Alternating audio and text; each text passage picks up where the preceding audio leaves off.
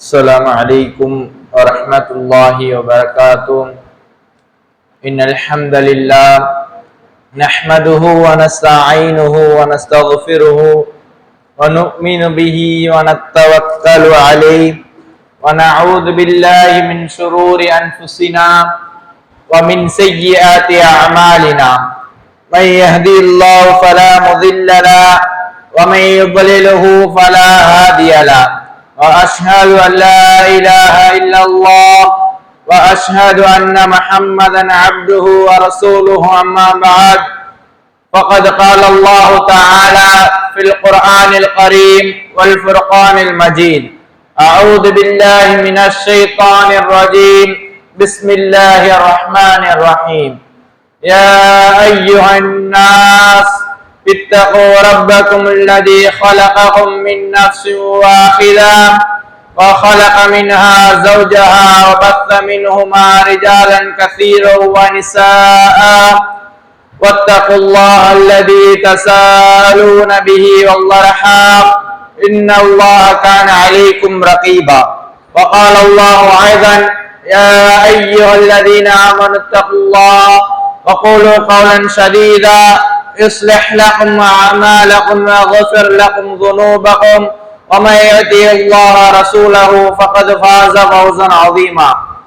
وقال نبينا صلى الله عليه وسلم: إن أصدق الحديث كتاب الله وأحسن الهدي هدي محمد نبي صلى الله عليه وسلم وشر الأمور محدثاتها وكل محدثة بدعة وكل بدعة ضلالة وكل ضلالة في النار.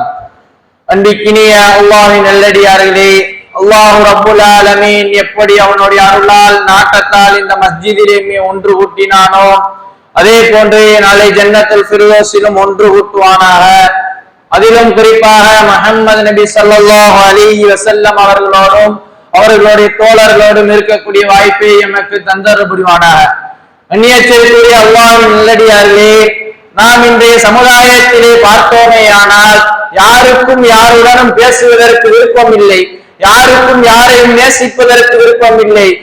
ஒவ்வொரு மனிதனும் தனித்தனி தீவிலே விட்டதை போல் பிறரிடத்திலே கோபம் கொள்ளக்கூடியவனாக இருக்கின்றான். ஆனால் அல்லாஹ் ரப்புல் ஆலமீன் மனிதர்களுக்கு கொடுத்த முக்கியமான பண்பில் ஒன்றுதான் அன்பு. அதை பற்றி அல்லாஹ் அவனுடைய புத்தகத்திலே பேசுகிறான்: வஅத்தஸிமு பிஹபிலில்லாஹி ஜமீஆ வலா தஃபர்ரகு.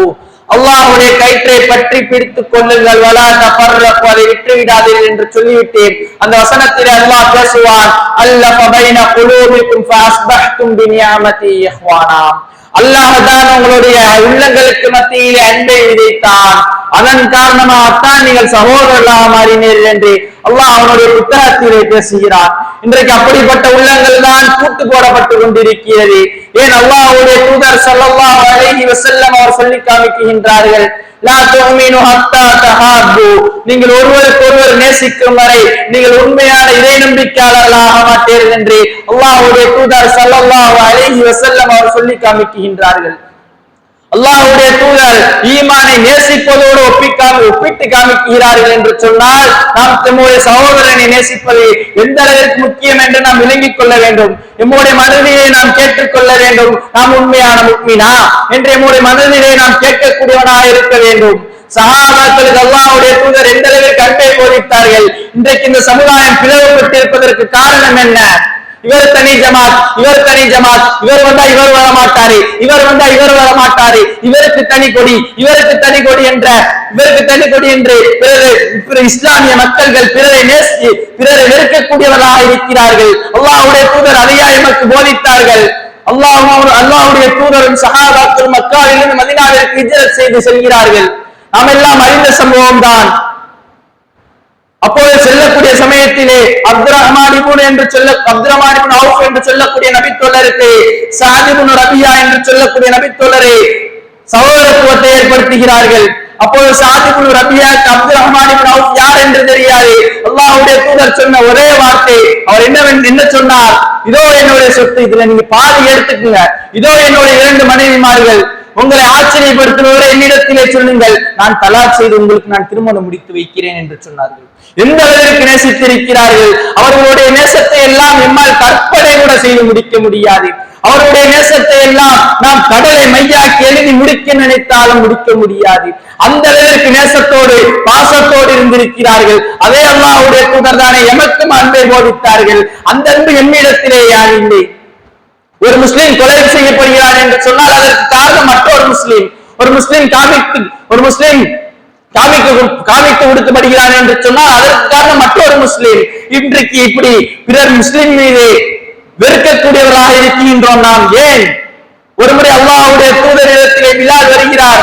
பிலால் இடத்திலே கேட்கிறார், அல்லாஹ்வுடைய தூதர், பிலாலை என்ன ஆயிட்டது உங்களுடைய முகம் ஒரே கவலையாக இருக்கிறது என்று கேட்கும்போது பிலால் சொல்கிறார், அல்லாஹ்வுடைய தூதரே, என்னை அபூதர் கிஃபாரி ரலியல்லாஹு அன்ஹு அவர்கள் இப்னு சௌதா கருப்பியின் மகன் என்று என்னை அழைத்து விட்டார் என்று பிலால் கூறுகிறார் அல்லாஹ்வுடைய தூதரிடத்திலே. அப்போ அல்லாஹ்வுடைய தூதருடைய முகம் சிவந்து அபூதர் கிஃபாரி அழைக்கிறார் ரலியல்லாஹு அன்ஹு. அழைத்து சொல்கிறார், அபூதரே, நீ இன்னும் ஜாஹிலியாவை விட்டு வெளியேறவில்லையா? நீ இன்னும் அறியாமையை விட்டு வெளியேறவில்லை என்று அந்த நேரத்திலே பிலாலை நேசிக்காமல் பிலாலை விமர்சித்த காரணத்தினால் அல்லாஹ்வுடைய தூதருடைய முகம் சிவந்தது. எந்த அளவிற்கு பாருங்கள்.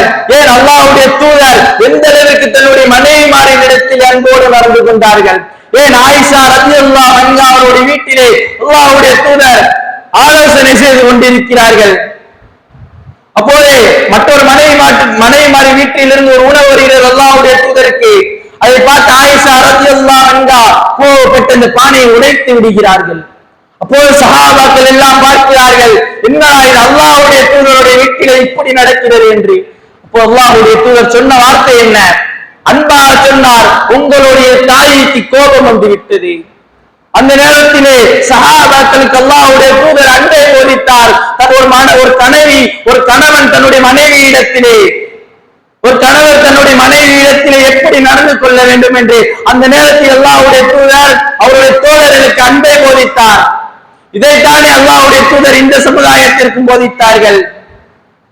ஏன் அன்றைக்கு அல்லாஹ்வுடைய தூதர் கடைசியா மரணிக்கக்கூடிய சமயத்திலே சஹாபாக்களை பார்த்து சிரித்தார்களே, அதே அல்லாஹ்வுடைய தூதர் இன்றைக்கு உங்களையும் என்னையும் பார்த்தா சிரிப்பார்களா? ஏன் நம்முடைய தூதரின் மீது நேசம் இல்லை? அல்லாஹ்வுடைய தூதர் ஈமானோடு நேசிப்பதை ஒப்பிட்டுக் கூடியிருக்கிறார் என்று சொன்னால் நேசிப்பது எந்த அளவிற்கு முக்கியம்? எந்த ஒரு தூதராக இருந்தாலும் அவர்களை மரணித்ததற்கு பிறகு நினைவுபடுத்துவதற்கு சிலைகள் தேவை, உருவங்கள் தேவை, நினைவு மண்டங்கள் தேவை. ஆனால் எந்த ஒரு தூதரையும் ஆனால் அல்லாஹ்வுடைய தூதர் மரணித்து எத்தனை வருடங்கள் ஆகிவிட்டது. அவருடைய தோற்றம் கூட எப்படி இருக்கும் என்று கற்பனை இல்லாமல் ஒரு பெரும்பான்மை அல்லாஹ்வுடைய தூதரை பின்பற்றுகிறது என்று சொன்னால் காரணம் என்ன? அவர் அந்த அளவிற்கு பாசமாக சஹாபாக்களிடத்தில் நடந்து கொண்டார்கள். ஏன் அல்லாஹ் கூட அவனுடைய புத்தகத்திலே சொல்வானே, நபியே, நீங்கள் அவர் இடத்திலே கடுமையாக நடந்து கொண்டிருந்தால், நீங்கள் மென்மையாக நடக்காவிட்டால் அவர் உங்களை விட்டு ஓடி இருப்பார்கள் என்று அல்லாஹ் அவனுடைய புத்தகத்திலே பேசுகிறானே. ஆகவே அல்லாஹ்வின் நல்லடியார்களே, நாம் வாழும் காலம் எல்லாம் பிறரின் மீது அன்பு காட்டக்கூடிய பாக்கியத்தை அல்லாஹ் ரப்பல் ஆலமீன் உங்களுக்கும் எனக்கும் தந்தருள் புரிவானாக. வகூலு கௌலி ஹாதா அஸ்தக்ஃபிருல்லாஹ் லி வ லக்கும். அஸ்ஸலாமு அலைக்கும்.